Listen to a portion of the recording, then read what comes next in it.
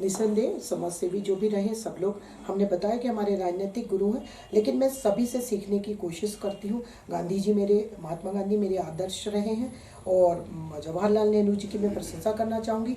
इंदिरा जी की तरह काम कर पाऊँ, ये मेरे जीवन का सपना है। लौह महिला, और जो भी मैं आपको बता दूँ, समुद्र से जैसे एक मुट्ठी पानी से अपन मोती बटोरते हैं, मैं हर अच्छे व्यक्ति से सीखने की कोशिश करती हूँ। जैसे आप सब पत्रकार साथी हैं, जब आप काम करते हैं तो आपने देखा होगा मैं अप्रिशिएट करती हूँ। जो भी आदमी समाज के अंतिम छोर में खड़े व्यक्ति की मदद की कोशिश करता है, हर उस व्यक्ति को सैल्यूट करती हूँ और उसी की मदद करती हूँ और उन्हीं से सीखती हूँ। अगर बात करें तो आपने समाज सेवा में और राजनीति में जब कदम रखा तो आपको काफ़ी संघर्ष भी करना हुआ होगा। बिल्कुल। तो वो संघर्ष के दिन क्या आप याद करना? बिल्कुल, मैं कांग्रेस पार्टी से हूँ और मैंने कांग्रेस से ही चुनाव लड़ा है।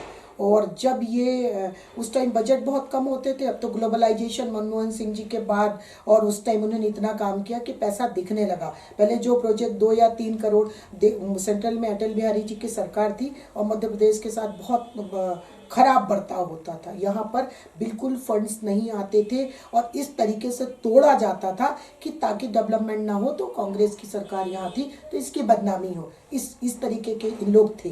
कांग्रेस की जो मनमोहन सिंह सरकार थी तो आपने देखा होगा कि यहाँ पे जितने प्रोजेक्ट हैं मनमोहन सिंह की सरकार के समय।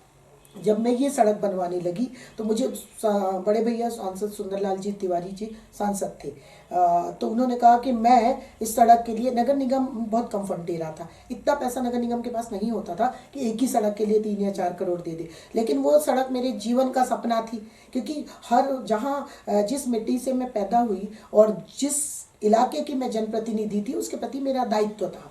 तो मैंने जब बात करी तो उन्होंने बहुत थोड़े से रुपए, 6 लाख रुपए बोले कि मैं इतना ही तुम्हारी सड़क के लिए, मैं नगर निगम को पैसा नहीं देता। वो बोले कि क्योंकि ये पैसा ग्रामीण क्षेत्र के लिए होता है, लेकिन तुम जिद कर रही हो। तो उसके बाद भैया लाल जी थे, बड़े ठेकेदार थे, तो मैं उनके पास गई और उसके बाद मैंने कहा कि आप इतने बड़े ठेकेदार हैं, मैंने कुछ भी नहीं आपसे मांगा। फिर मैंने उनसे मदद ली, फिर मैं PWD के पास गई, 3-4 जगह मैं जाके जैसे थीगड़े लगाए जाते हैं, और फिर मैंने नगर निगम को पैसा दिला और वो सड़क वो बनी। तो आज भी उसके बाद कहीं कोई काम नहीं हुआ।